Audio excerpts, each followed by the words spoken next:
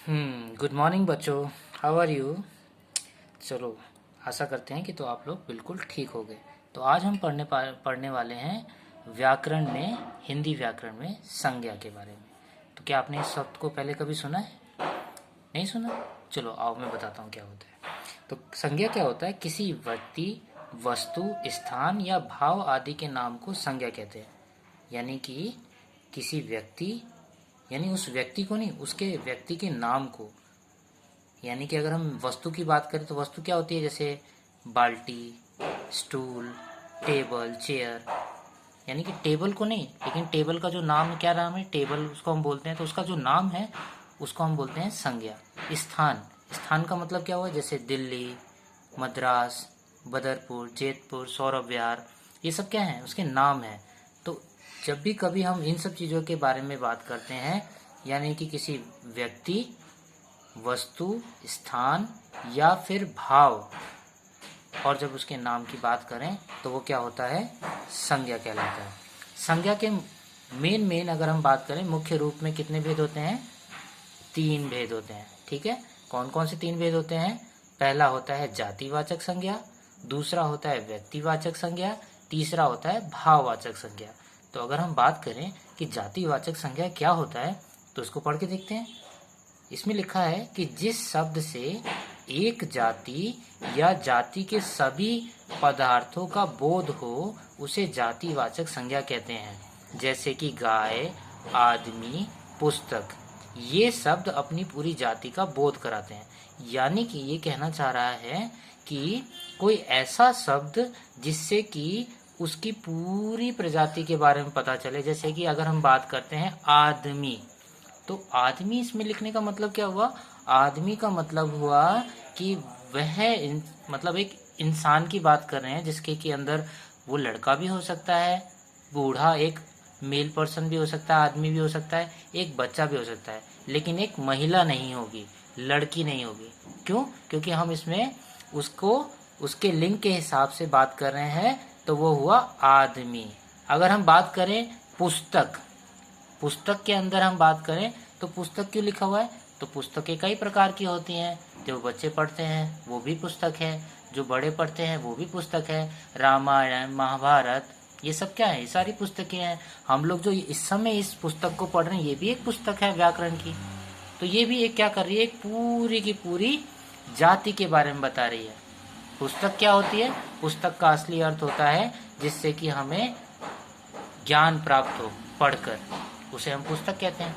ठीक, तो जातिवाचक संज्ञा क्या हुआ? जातिवाचक संज्ञा वह हुआ कि जिस शब्द से, यानी कि शब्द, इसमें बहुत ज्यादा जरूरी क्या बात हुई?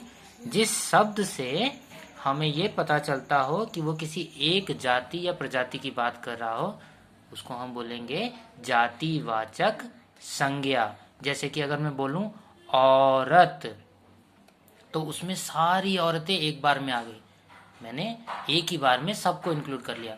लेकिन अगर मैं बोलता सीता वो जा रही, तो सीता तो एक लड़की है ना, वो पूरी की पूरी जाति तो नहीं है। लेकिन अगर मैं बोलूंगा वहां एक औरत है या वहां कई सारी औरतें हैं, तो मैंने क्या किया? एक जाति का नाम लिया। ठीक, दूसरा है व्यक्तिवाचक संज्ञा। ठीक, इसमें पढ़ के देखते हैं ये क्या होता है। जिस शब्द से किसी एक व्यक्ति, स्थान या फिर वस्तु का बोध हो उसे व्यक्तिवाचक संज्ञा कहते हैं। जैसे कि कृष्ण, प्रयाग, हिमालय आदि, ये सब तो केवल एक का ही बोध कराते हैं, पूरी जाति का नहीं। यानी कि इसमें 2 चीजें जरूरी है। एक तो पहले हम किसी शब्द के बारे में बात कर रहे हैं, और दूसरी चीज वो सिर्फ एक व्यक्ति या एक चीज के बारे में बताना चाहिए, उसके बारे में। जैसे कि हमने अभी एक एग्जांपल लिया था पीछे, अगर हम औरत बोल रहे थे तो औरत तो पूरी जाति हो गई थी, लेकिन जैसे ही मैंने उसका नाम लिया सीता, तो सीता तो एक ही है, तो हमने वहां पर क्या हो गया? वो व्यक्तिवाचक हो गया। इसी हिसाब से अगर हम इसमें देखें, अगर हम पर्वत बोलें तो पर्वत कितने सारे होते हैं? पर्वतों में तो बहुत सारे पर्वत आ जाएंगे, अरावली पर्वत भी आएगा, हिमालय पर्वत भी आएगा, तो पर्वत में सब आ गए। लेकिन अगर मैं सिर्फ एक का नाम लूं, क्या? हिमालय पर्वत, तो इसका मतलब क्या हुआ? हम सिर्फ एक के बारे में बात कर रहे हैं, तो वो हो गया व्यक्तिवाचक। समझ गए? इसी हिसाब से अगर हमने किसी एक पर्सन का नाम लिया, जैसे मैंने अभी बोला था ना सीता, तो सीता क्या था, एक व्यक्ति थी, है ना, समझ गए।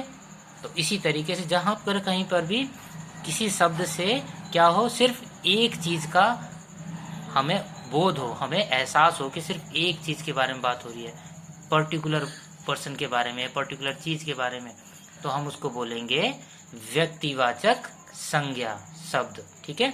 तीसरा होता है भाववाचक संज्ञा। जैसे कि इसको पढ़ के देखते हैं, ये क्या होता है। भाववाचक संज्ञा के बारे में अगर हम देखें तो ये लिखा हुआ है, जिस शब्द से किसी गुण, दशा आदि का बोध हो उसे भाववाचक। तो इसमें दो शब्द बड़े इंपॉर्टेंट लिए। कोई ऐसा शब्द जिससे कि उसके गुण, गुण क्या होते हैं, गुण क्या होता है, जैसे कि अब मैं यहाँ पर बोल पा रहा हूँ, तो मेरा बोलना क्या है, एक मेरा गुण है कि मैं बोल पाता हूँ। कुछ लोग गूंगे होते हैं तो वो नहीं बोल पाते। कुछ लोगों में सूंघने की शक्ति बहुत अच्छी होती है, जैसे कुत्ते होते हैं, वो उसका क्या है, उसका एक गुण है कि उसको सूंघना बहुत अच्छे से आता है ना, तो वो उसका गुण हुआ। और इसी तरीके से दशा, दशा कहने का मतलब जैसे कि मैं अपने हाथों को यहाँ पे देखूं तो इस पे मेरी दशा इस समय क्या है, हाथों में पसीने आ रहे हैं, तो इस समय की स्थिति क्या है हाथों की, उस पे पसीने आ रहे हैं। अगर हम इस पेपर को देखें तो पेपर देखो इधर से मुड़ा हुआ है, इधर से मुड़ा हुआ है, तो जो दिख रहा है वो उसकी दशा हुई। जो दिखता है, कौन चीज कैसी दिख रही है, वो उसकी दशा हुई। यानी कि जिस शब्द से किसी चीज के गुण या फिर उसकी दशा के बारे में बोध पता चले, उसको हम भाववाचक संज्ञा कहते हैं। जैसे कि इन्होंने उदाहरण क्या दिया है, सुंदरता, बुढ़ापा, पढ़ाई। अब तुम खुद समझ सकते हो सुंदरता क्या हुआ। सुंदरता अपने आप में क्या बता रहा है कि अगर कोई लड़की सुंदर है तो हम उसकी पोशाक की बात कर रहे हैं, उसकी खूबसूरती की बात कर रहे हैं कि वो कितना अच्छा सुंदर है ना, तो उसका गुण की बात कर रहे हैं वहाँ पर हम, और उसके भाव की बात कर रहे हैं, है ना, दशा कैसी है उसकी बात कर रहे हैं। ठीक। तो इस तरीके से हमने क्या समझा आज कि संज्ञा के तीन भेद होते हैं, जातिवाचक, व्यक्तिवाचक और भाववाचक। जातिवाचक क्या होता है, जहां पर हम किसी एक जाति की बात करें पूरी, जैसे औरत, आदमी, तो कई सारे के सारे आदमी एक साथ इसमें आ गए। व्यक्तिवाचक में हमने क्या किया, किसी एक चीज के बारे में बात करें, हमने पूरी जाति को नहीं लिया, हमने एक की बात करी, हमने पूरे औरत नहीं बोला, हमने क्या बोला, सीता, गीता, है ना। जैसे हमने बोला पर्वत नहीं बोला, हमने क्या बोला, हिमालय, तो हिमालय तो एक ही है। ठीक। इसी तरीके से भाववाचक हमने पढ़ा। भाववाचक क्या था कि जिसमें कि हमें उसकी किसी भी शब्द से जिससे उसके गुण या फिर उसकी दशा के बारे में पता चले, कि जैसे कि ये पेंसिल बहुत ही सुंदर और शाइनी है ना, तो इससे हमने इसकी सुंदरता के बारे में बताया, और शाइनी मतलब चमक मार रही है। ठीक। तो आई होप कि आपको ये बहुत अच्छे से समझ में आया होगा कि संज्ञा क्या होते हैं, इसका इस्तेमाल कहाँ किया जाता है। ठीक। अगर आपको अच्छा लगा हो तो प्लीज़ इसको लाइक करें, शेयर करें, सब्सक्राइब करें। Thank you.